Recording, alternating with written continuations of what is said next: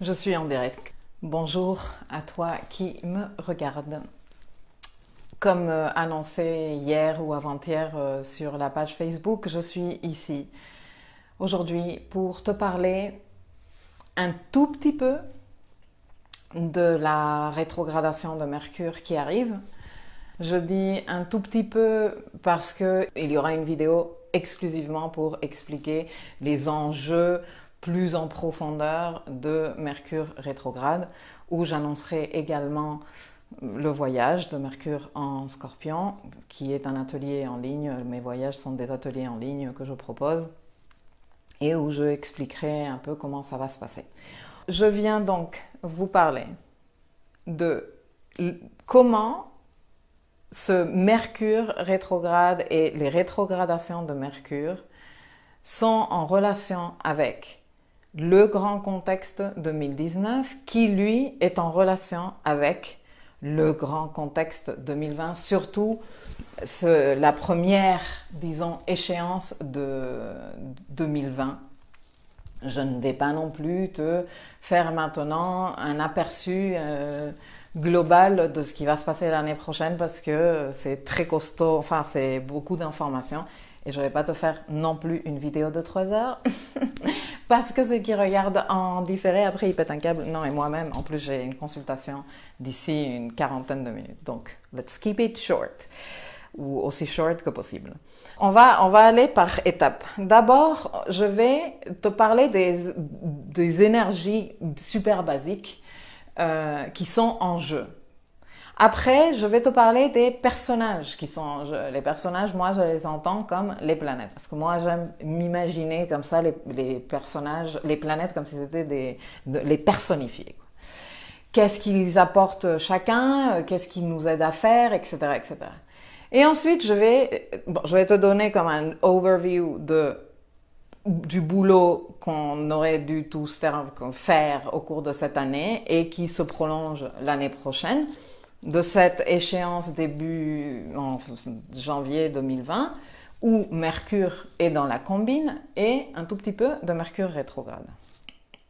Un grand programme. J'ai également préparé quelques indices sur le grand travail à faire par nous tous dans le secteur Capricorne de nous, donc par maison.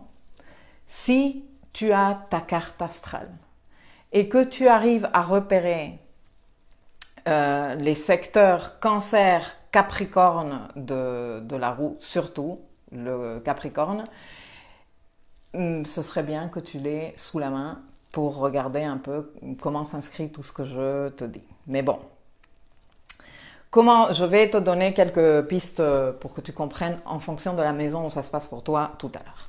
Alors commençons, parce que sinon ça va devenir très long. En gros, cette année, nous avons eu 3, disons, types d'énergie qui ont été dominantes dans le contexte astral. D'un côté, nous avons eu une forte dominance d'énergie cardinale parce que nous avons des éléments fixes, c'est-à-dire des planètes lentes ou des points, parce que quand on parle des nœuds, on ne peut pas parler de planètes, qui sont installés dans ces signes-là. Nous avons cette dominance d'énergie cardinale, une énergie cardinale qui est une énergie qui porte sur l'action. Ce n'est pas une énergie qui attend que les choses se passent. Et cette énergie, disons, elle a dominé et va devenir de plus en plus importante. Elle a été particulièrement forte au cours des saisons Capricorne, donc décembre de l'année dernière, janvier de cette année, mars-avril, la saison Bélier, juin-juillet avec la saison d'éclipse, on l'a bien tous senti, et en ce moment avec la saison Balance. On a senti cette force de l'énergie cardinale qui nous pousse quelque part à agir. D'un autre côté, nous avons également énormément de configurations cette année qui sont en rapport avec l'énergie de terre et en rapport avec l'énergie d'eau. L'énergie de terre, qu'est-ce qu'elle apporte? L'énergie de terre apporte la solidité, elle apporte la productivité, elle apporte la durabilité. l'abondance. Ok? De l'autre côté, en plus, nous avons l'énergie d'eau. Qu'est-ce qu'elle nous apporte, l'énergie d'eau? Elle nous apporte la connexion à nos émotions, à nos ressentis émotionnels et à notre capacité, disons que, d'accepter les choses, de les comprendre différemment dans justement une perspective émotionnelle inconditionnalité, de compassion, et donc qui nous permet finalement de guérir, parce que c'est à travers les émotions que nous pouvons faire contact, d'abord avec nous-mêmes et ensuite avec le reste des gens qui nous entourent. Disons que la plupart de l'activité astrologique a tourné autour, et tourne encore autour de ces énergies-là. En ce moment, Mercure, je fais un petit avec Mercure, qui est déjà en train de parcourir les degrés sur lesquels il va rétrograder, est en train de faire contact avec trois, quatre personnages principaux dans cette configuration dont je viens de vous parler, qui sont en rapport avec aussi bien l'énergie cardinale que les énergies de terre et l'énergie d'eau. Il a fait contact avec Saturne, qui est en Capricorne, je vais t'en parler là de suite. Il a fait contact avec Neptune, qui est en Poisson, énergie d'eau. Il a fait contact il y a quelques jours avec les nœuds qui sont dans l'axe Cancer-Capricorne et Terre et eau, parce que Cancer c'est de l'eau, Capricorne c'est de la terre. Et demain, samedi, il va faire contact avec Pluton. Tous les aspects que Mercure est en train de faire avec ces planètes sont des aspects plutôt fluides, sont des aspects de coopération, de compréhension, de travail ensemble, plutôt très harmonieux. Sauf que Mercure est sur le point de rétrograder. Et donc même si les contacts sont super harmonieux, nous, on n'est pas prêt de terminer de comprendre qu'est-ce qui se passe dans ces contacts. Je vais revenir dessus tout à l'heure. Parlons des rôles archétypiques des planètes qui sont dans la configuration astrale de cette année et qui prennent un rôle encore plus important au début de l'année prochaine avec cette conjonction.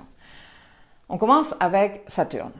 Saturne est la planète de la structure, des limites, des règles. Saturne représente le karma matériel et le principe de réalité. Il y a beaucoup de désinformation et une approche un peu, si tu veux, enfantine avec tous les sujets qui renvoient vers Saturne. Déjà, il y a un peu d'amalgame par rapport à l'astrologie classique qui appelle Saturne le maléfique, ou un des maléfiques, ou un des plus gros maléfiques. Et il y a aussi, j'avoue que la perspective classique est une perspective qui est complètement axée sur la vie et que d'après cette perspective, tout ce qui limite va un peu contre la vie. Personnellement, je pense que sans vouloir critiquer quoi que ce soit, c'est mon avis et ça ne concerne que moi, c'est une perspective un peu rétrograde, un peu évoluée, un peu enfantine, mais nous, comme êtres humains, nous avons déjà évolué depuis le temps où les bases de l'astrologie se sont mises en place. Et personnellement, je suis convaincue que la contention que propose, et je vais te donner un exemple qui vient de me venir en ce moment à la tête, que la contention que propose Saturne est nécessaire à la vie. Bon, elle est tellement nécessaire à la vie que lorsque on ne respecte pas le principe de réalité que nous propose Saturne, eh bien, on n'est pas capable de matérialiser. Et les personnes en général, quand moi je travaille avec des personnes en consultation qui ont des problèmes avec les limites, les structures ou la structure, l'organisation, l'autorité, parce que Saturne représente quand même l'autorité aussi, eh bien, c'est des personnes qui ont aussi des problèmes pour matérialiser ou pour contenir des choses dans leur vie, que ce soit des choses très matérielles comme par exemple leurs finances. À coup sûr, une personne qui a des problèmes avec son Saturne dans sa roue a des problèmes avec ses finances. C'est presque par défaut. Mais bon, je ne vais pas non plus faire une super généralité parce que déjà, je pars du principe qu'on est tous différents. Donc, ces personnes-là donc cette approche de, ouais, non, mais les structures, ça fait chier, hein, s'ordonner, c'est plus rigolo quand on est libre. Et c'est, à mon avis, une approche très immature de la vie. Et je vais t'expliquer mon exemple qui m'est venu comme ça à la tête. Quand tu veux créer une vie, il te faut un endroit où puissent être contenues ces deux cellules qui se joignent, donc ce sperme et cet ovule doivent être contenus quelque part, tu vois. Si tu prends un ovule et un sperme, tu les fous ensemble et tu les laisses là, tu n'as rien. Tu dois les mettre quelque part, donc de préférence que ce soit l'utérus féminin, pour que, avec la contention, la limite que pose l'utérus féminin, ceux-ci puissent grandir, se développer et terminer par se matérialiser en quelque chose de vraiment durable qu'est la vie humaine, tu vois, qu'est un être humain. Ça, c'est le meilleur exemple que je puisse te donner pour que tu comprennes ce que c'est l'énergie de Saturne. Donc, ces contentions, ces limites, ces règles qu'il faut respecter pour matérialiser les choses, c'est représenté par Saturne. Alors, c'est vrai que quand tu veux te prendre à l'arrache dans la vie et faire les trucs vite fait, mal fait, et que tu te prends le coup de Saturne, ben ça fait jamais super plaisir. Toi, tu pensais que tu avais pris la voie rapide et en fait, non, ça se passe pas comme ça. Saturne te dit, non, ça se passe pas comme ça. Regarde le protocole que tu n'es pas en train de suivre. Donc, je te déglingue tout et tu recommences de zéro. Voilà, c'est jamais vraiment agréable, mais par là où passe Saturne, et là je parle par exemple du transit de Saturne en Capricorne et ce qu'il représente dans ta roue, sois certain que quand il s'en va, tu en as chié, excuse-moi pour l'expression, mais aussi tu as une solidité que tu n'aurais jamais eue s'il t'avait dit « Ok, tu veux faire à l'arrache, c'est pas grave, fais à l'arrache. » Tant que tu le fais, l'important c'est de participer. Non, Saturne il te dit non. L'important ce n'est pas de participer. L'important c'est de participer et de participer correctement, de suivre les règles, de faire comme il faut faire parce que là, tu es en train de me faire un truc hyper merdique et ça ne va pas tenir 2 semaines. Donc nous avons ce Saturne qui est entré en Capricorne. Tu me diras, mais quel est le truc? De toute façon, Saturne, il était avant en Sagittaire, je l'ai moins difficilement vécu, etc., etc. C'est vrai. Et je vais t'expliquer pourquoi. Bon, tu l'as moins difficilement vécu, tout dépend de où se trouve Sagittaire dans ta roue. Parce que de toute façon, je vais te dire un truc. Par les parties qui sont très importantes de ta roue, un transit de Saturne ne se ressent pas comme ça, comme n'importe quel truc. Non, tu sens une forte exigence là où se trouve Saturne. Une forte exigence de faire les trucs bien. Saturne, moi, je me l'imagine toujours comme, tu vois, l'expert auditeur qui arrive dans ta boîte et qui commence le papier pour justifier, nanana. Non, mais je l'ai pas, je vais l'avoir. Tant que vous l'avez pas, vous n'aurez pas votre validation. Le nanana, non, mais oui, mais ah merde, je l'ai pas organisé. Bon, je vais considérer comme si vous ne l'aviez pas. Non, mais je vous l'aurai prêt. Oui, bon, quand vous l'aurez prêt, vous me le ferez parvenir. Entre-temps, c'est tâches non réalisées. Tu vois? Donc, c'est un peu comme ça. Et oui, ça génère un peu de frustration. Mais le truc est que, à force d'avoir ces visites-là, eh bien, tu t'organises, tu mets tes papiers en ordre, si tu veux que ta boîte, elle survive, qu'elle ait la certif ou autre. Saturne est entré en Capricorne, qui est chez lui, au mois de décembre de 2017. En Capricorne, il y avait déjà depuis plusieurs années Pluton. Et maintenant, je vais te parler du rôle archétypique de Pluton. Tout comme Saturne vient t'exiger que tu sois en train de faire les choses correctement, que tu sois en train de respecter les règles de la vie, de la matérialisation, la loi, etc., etc., Pluton, par où il passe, en fait, il sort tout ce qui est mort. Tout ce qui est mort, qui a été longtemps enfoui, rôle archétypal. Merci. Merci. À partir de maintenant, je me corrige. Tout ce qui a été enfoui, tout ce qui pue, et qui, maintenant, quand tu le sors de son enfouissement, ou plutôt que Pluton te le fait ressortir, qui dit c'est quoi ça? Eh bien, tu dis, oh mon Dieu, ça pue, non mais tiens, je refous. Non, non, non, non, non. Donc, Pluton, il fait ce travail de profond nettoyage. Pluton représente le karma émotionnel. Lors de ce nettoyage, nous sommes confrontés pas tant à la frustration que nous met Saturne devant, quand il nous dit non, non, ça c'est pas comme ça, mais à des peurs profondes, des peurs qui viennent d'expériences antérieures et qui viennent aussi d'une certaine méconnaissance ou zéro connaissance, ignorance de ce que l'on a devant soi. Pluton est très associé à ce fameux concept jungien de l'ombre, ce côté obscur de nous qui, par un peu de désinformation ou mésinformation aussi, est toujours considéré comme quelque chose de super horrible, genre ce côté très méchant, très vilain, très mesquin de nous. Et oui, il y a ce côté, c'est clair, ça fait partie de nous aussi, parce qu'on ne peut pas être que des êtres lumineux et que notre luminosité contient quelque part le opposé complémentaire, tu vois? Donc, une énorme patience contient également de l'impatience.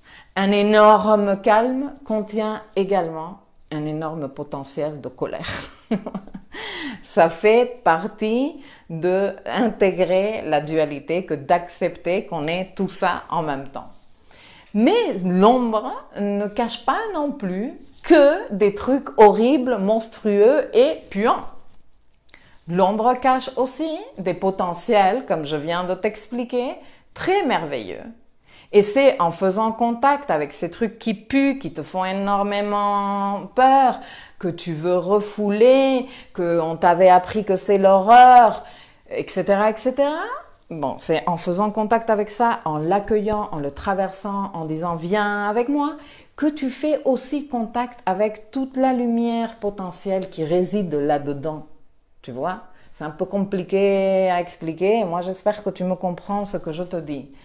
Mais dans tous les cas, Pluton, il est en train de faire ce travail de nettoyage profond dans le signe du Capricorne depuis 2008. Le signe du Capricorne, je t'en ai parlé par milliers aussi dans mes articles. Quand je éditerai cette vidéo, comme d'habitude, je la téléchargerai, je l'éditerai, je la mettrai sur YouTube et après sur mon site.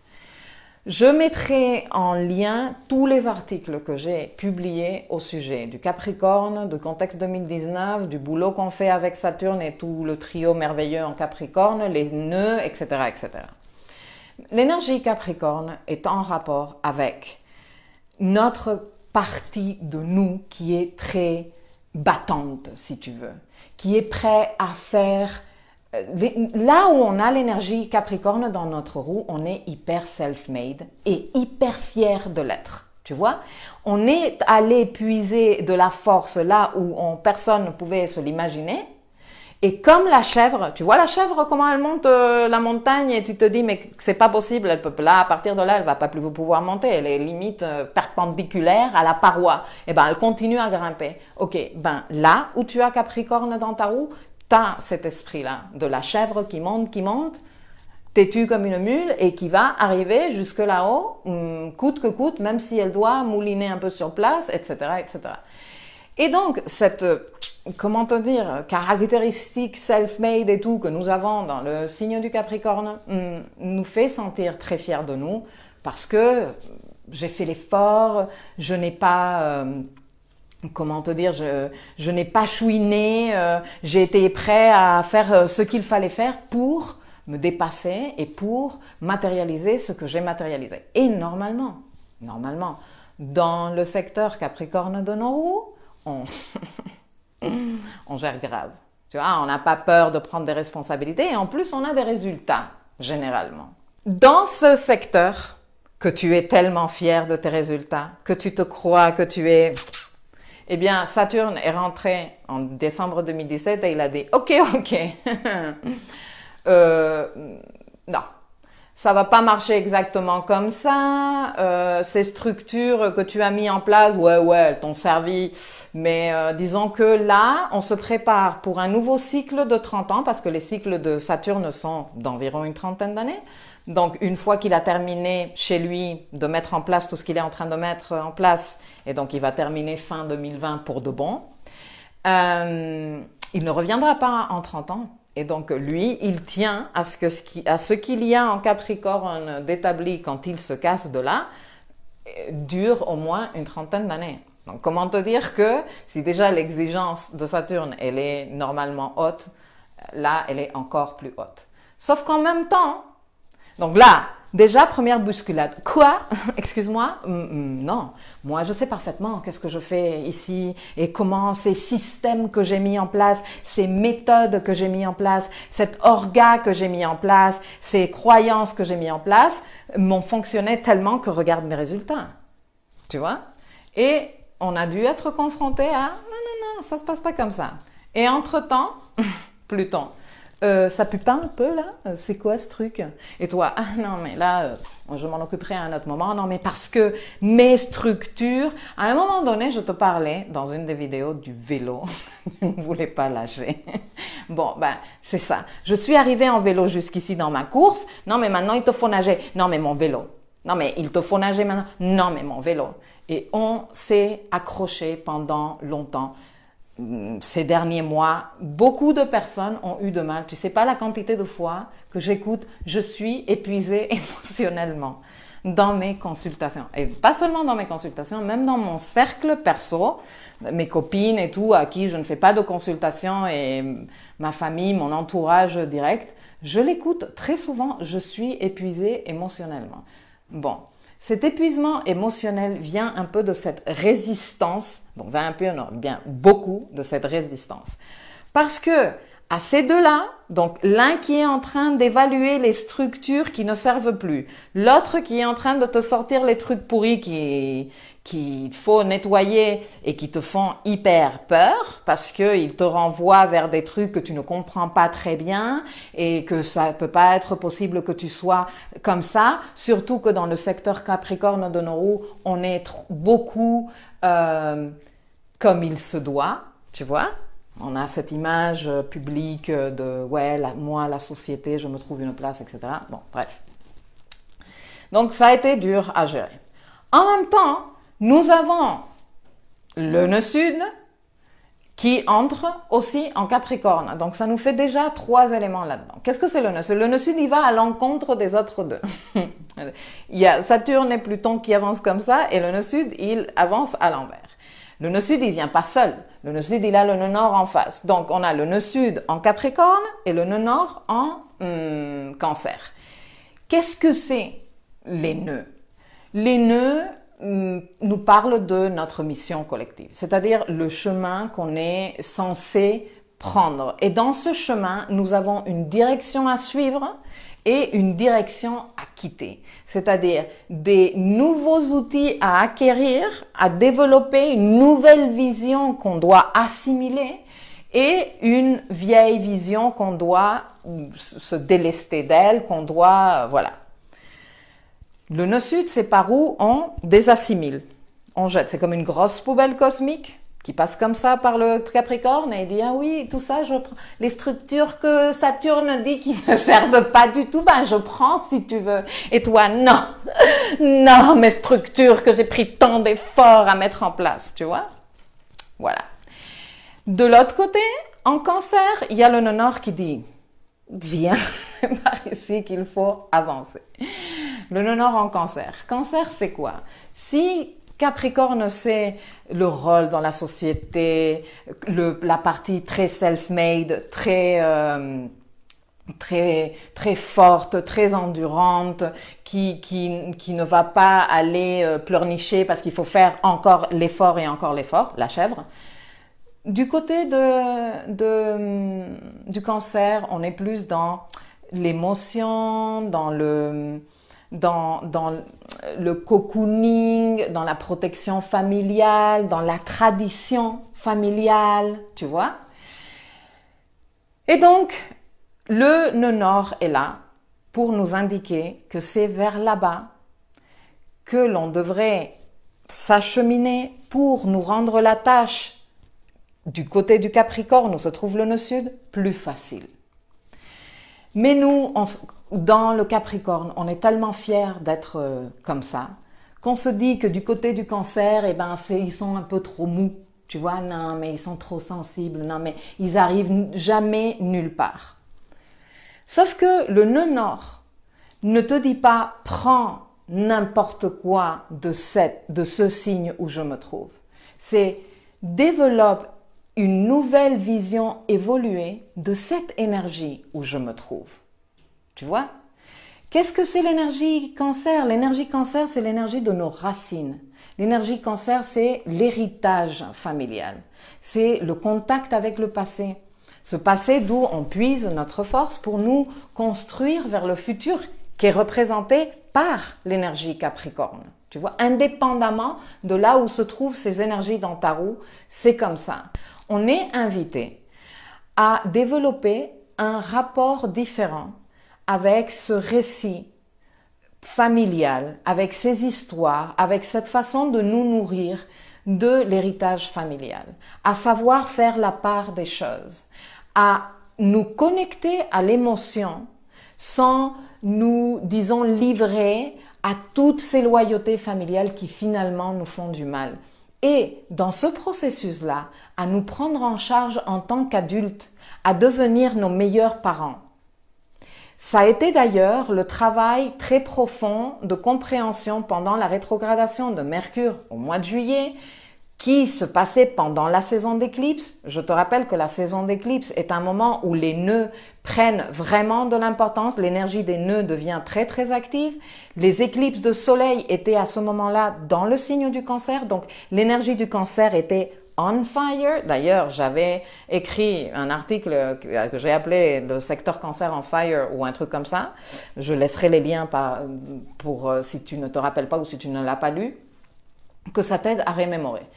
Mais donc, tout le travail de Mercure en Cancer, Mercure rétrograde en Cancer au mois de juillet, a été de comprendre, mais comment je fais pour devenir mon meilleur parent? Ça veut dire quoi cette histoire? On est revenu lors de l'atelier sur plusieurs concepts, comme par exemple dans l'analyse transactionnelle, les 3 rôles qui existent en nous, celui de l'enfant blessé, non, qui a peur de tout, celui de l'ego, qui se sent supérieur à tous, et celui de l'adulte, ok, c'est le rôle du père, si tu veux, en analyse transactionnelle, on l'appelle comme ça, qui est celui qui prend charge.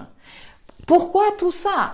Pour apprendre à faire la part des choses, pour apprendre à dire, ok, en Cancer se trouve une sagesse familiale qui peut me servir énormément, qui fait partie de qui je suis aujourd'hui, de mon histoire, de mon passé, ok? Mais là-dedans, il y a des choses qui me servent et il y a des choses qui ne me servent pas.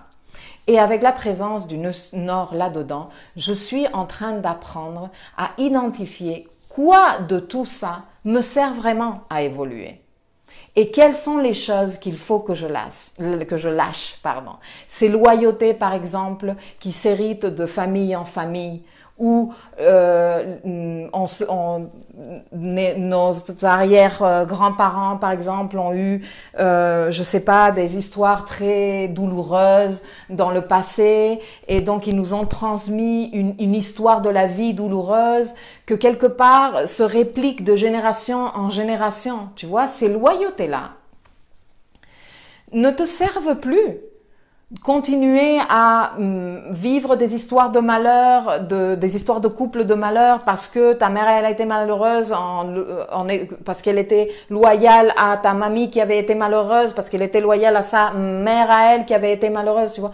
Ces choses-là, on a eu, disons, que la capacité de les voir avec clarté, de les comprendre pour commencer vraiment à nous positionner différemment par rapport à ça, pour dire, ok, j'en prends conscience et maintenant, moi, je choisis de faire différemment parce que je suis consciente et je sais que dans le mécanisme de la croyance, parce que qu'est-ce qu'une croyance, ça vient de ces trucs hérités de la famille du passé. Dans cette croyance, moi, je peux identifier quels sont mes mécanismes automatiques et peu à peu, en prenant soin de moi, en sortant de mon enfant peureux et de mon côté super égocentrique où je me sens supérieur, où je fais mon supérieur pour cacher mon infériorité, je me positionne dans le rôle de l'adulte et je dis non, je connais ce schéma et je ne vais pas tomber là-dedans. Ou je vais faire de mon mieux pour ne pas tomber là-dedans, en sachant que on n'est pas des machines. Et ça, c'est aussi le message d'une Nord en cancer. Tu n'es pas une machine. C'est pas parce que tu l'as compris une fois que tu te dis c'est bon, j'ai compris mon mécanisme et mes schémas et ça, c'est bon, je ne le répète jamais plus. Non, tu vas les répéter pour que peu à peu tu construises une façon, un rapport à cette situation, à cette croyance différente et que tu le transformes baby step, avec énormément de bienveillance envers toi-même, avec énormément de compassion envers ton processus à toi, en étant très, très, très patiente et patient. Tu vois ce que je veux te dire? Le live peut durer 4 heures, je le sais. Et il me reste 10 minutes. Il va falloir que je fasse court. Et si je ne termine pas, ben, je vous ferai une autre vidéo en différé que je posterai plus tard dans mon site, enfin plus tard dans la semaine, au début de la semaine. Donc voilà, nous avons toutes ces énergies-là en ce moment en jeu. Ok? À ça se rajoute la présence de Neptune qui est en Poisson. Neptune, il est aussi chez lui. Je dis aussi parce que Saturne est chez lui. Et dans cette reconstruction qu'on est en train de faire en Capricorne et nettoyage profond des trucs qui ne nous servent pas, que l'on a un peu de résistance parce qu'on a du mal à lâcher, parce qu'on tient énormément à ces choses-là. Et là où on est en train de nous dire en face, non, mais traite-toi avec bienveillance, connecte-toi à tes émotions, etc., etc. Eh bien, dans tout ce truc-là, il y a aussi la présence de Neptune, qui est une forte connexion à notre spiritualité, à une vision très holistique du monde et qui nous inspire énormément en nous connectant à quelque chose que l'on a du mal à expliquer et que moi j'appelle l'appel de l'âme. Et que chacun de nous a sa façon de l'exprimer. Mais c'est un truc que l'on ressent fortement, de plus en plus fortement depuis 2012. Ça a commencé et ça va in crescendo. Ce Neptune, il est dans la combine. Et dans cette combine-là, il est en contact avec Saturne en Capricorne, c'est-à-dire que le message est cet appel que tu as de l'âme, ce rêve que tu veux matérialiser dans ta vie, c'est faisable si tu respectes le principe de réalité. Il y a certaines règles, il y a une structure à respecter, tu vois. Il y a un ordre, des protocoles, etc., etc.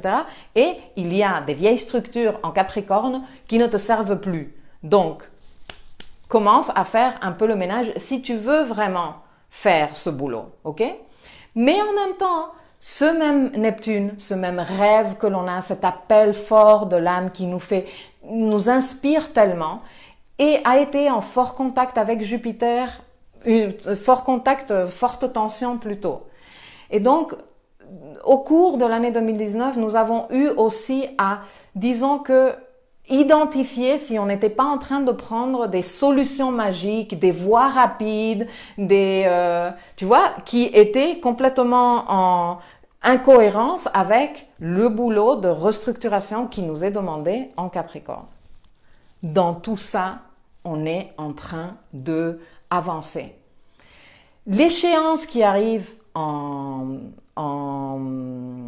janvier 2020, ce n'est pas comme si, oh mon Dieu, qu'est-ce qui va se passer? C'est horrible, Pluton qui détruit tout, Saturne qui reconstruit, on va tous exploser dans les airs. Non.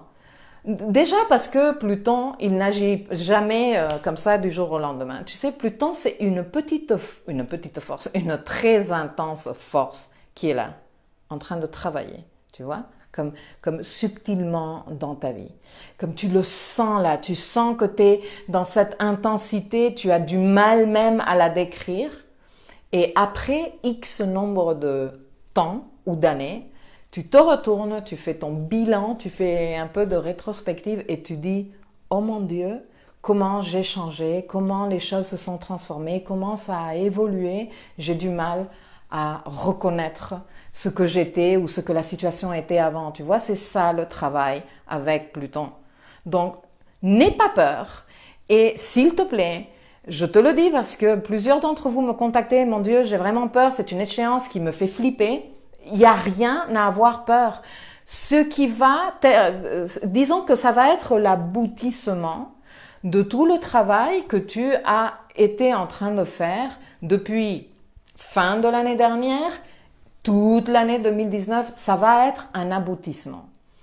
Si tu es de super bonne foi avec toi-même et que tu ne te contournes pas, tu sais de quoi je suis en train de te parler.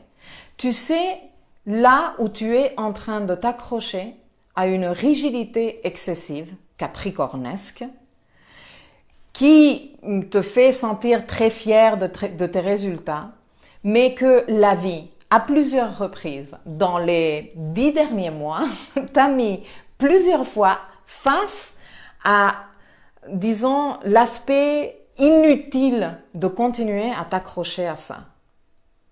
En même temps, je suis pratiquement sûre que avec ton intuition, même si je dis avec ton intuition au cas où tu ne serais pas en train de suivre toute publication qui se fait en astrologie, ou moi par exemple, je suis sûre que tu as aussi eu des indices de comment, en t'arrondissant, de comment en prenant soin de toi-même, comment en faisant un retour à toi, en t'écoutant vraiment, à chaque fois que tu fais quelque chose pour toi te faire du bien, pas depuis l'égoïsme de maintenant vous allez voir, j'en ai marre de tout le monde, j'ai tout donné pour tout le monde, maintenant je ne vous donne rien. Non, pas dans cette séparation, mais dans le mais c'est que moi j'ai besoin de m'occuper d'abord de moi, tu vois. Non, mais c'est que moi, c'est mes limites, mais c'est que j'ai besoin de calme, j'ai besoin de souffler, là j'ai besoin de me lever et de faire un tour, tu vois. À chaque fois que tu fais ça, et que tu arrêtes d'être dans l'exigence absolue capricornesque et que tu te laisses un peu aller vers le soufflet du cancer, les choses ont devenu beaucoup plus fluides et beaucoup plus faciles pour toi. J'en suis sûre que ceux que vous êtes et toutes celles qui êtes en train de me regarder en ce moment ou plus tard, vous êtes en train de dire « Ouais, je vois parfaitement où elle est la psychorigidité là. Ouais, je la vois parfaitement. Je vois comment elle me fait galérer. Je vois comment elle me fait devenir vraiment supportable. Même si ce n'est pas insupportable dans tes rapports, hein, ça peut être insupportable avec toi-même que tu te dises mais je ne me supporte pas plus dans ce sujet-là, tu vois, d'être comme ça. Et quand je deviens un peu plus molle du côté du cancer, eh bien ça va beaucoup mieux, tu vois. Donc on est dans ce travail-là. Et maintenant, 3 minutes. Bon, tout le reste, je l'ai préparé, je vais vous le faire dans une vidéo, je vous le promets, vous l'aurez au cours de la semaine prochaine. Tout le Mercure, dans tout ça, Mercure qui Ces jours-ci commencent, depuis quelques jours, commencent à marcher sur les degrés sur lesquels il va rétrograder et qui commence à contacter tous les personnages dont je viens de te parler. Tous, il les a contactés. Au cours de cette fin de la semaine dernière et début de cette semaine, il va les contacter tous.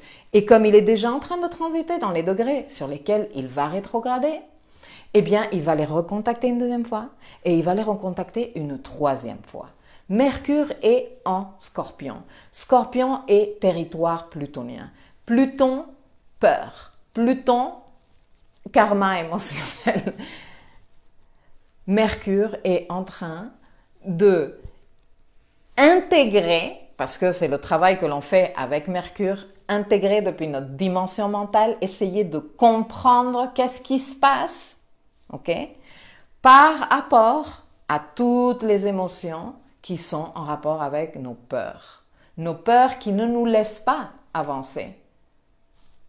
Et ça va être le travail de Mercure rétrograde, qui est en contact avec le grand contexte 2019 qui aboutit en 2020, avec cette fameuse conjonction Pluton-Saturne dont je viens de te parler et pour laquelle tu es quelque part en train de te préparer depuis un bon moment et que tu es en train de recevoir des indices à gauche et à droite. Merci Germain qui me fait le timer.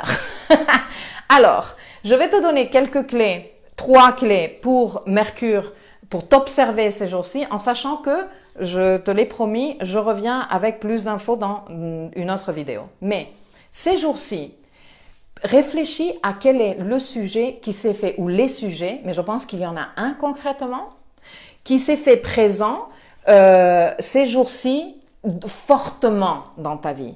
Est-ce qu'il s'agit, et qui va être forcément en relation avec les notions de pouvoir personnel, comment tu gères le pouvoir avec d'autres personnes, est-ce que trop d'ego, tu t'imposes, tu veux tout contrôler? Est-ce que tu fais ta victime, tu te fais tout petit, tu as peur, tu es depuis l'ego, tu es depuis l'enfant, le petit enfant qui a peur? Ok. Quel est ce sujet qui s'est fait super présent ces jours-ci? Parce que ça va être le sujet de toute la rétrogradation de Mercure pour toi. C'est-à-dire, tout le mois de novembre, tu vas être en train de travailler sur ça. Ok? Donc, note bien comment tu te sens, qu'est-ce qui s'est passé, parce que tout ça, ça va être des infos hyper riches pour toi, pour le travail de Mercure rétrograde. Numéro 2, essaye d'être aussi clair que possible dans tes communications, désormais et dès à présent. Et si tu sens que tu ne peux pas être clair, donne-toi la possibilité de dire non, je ne veux pas parler de ça, je préfère réfléchir. Tu vois, de toute façon, je vais te dire un truc. Les choses vont se faire de telle façon que rien ne va être définitif jusqu'à ce que Mercure reprenne son mouvement direct. Donc ça, ce serait ma deuxième consigne. Si tu n'es pas clair, si tu n'arrives pas à communiquer clairement, ne le fais pas. Donne-toi la parenthèse. Dis-toi, j'ai besoin d'un moment pour réfléchir à ça. Et si le moment dure 3 semaines, eh bien, écoute, c'est ce dont tu as besoin. Donc, sois bienveillant avec ce dont tu as besoin. Et la troisième, et je pars parce que Germain il m'a fait le compte à rebours, qu'est-ce qui te fait énormément peur de ce qui est en train de se faire présent en ce moment? Parce que c'est avec ça qu'on va travailler pendant la rétrogradation de Mercure. Voilà. Je décolle. Je te dis à très bientôt. Merci à toi d'avoir été ici. Et je reviens avec les précisions dans une deuxième partie de la vidéo au début de la semaine prochaine. Bon week-end à toi et bonne réflexion.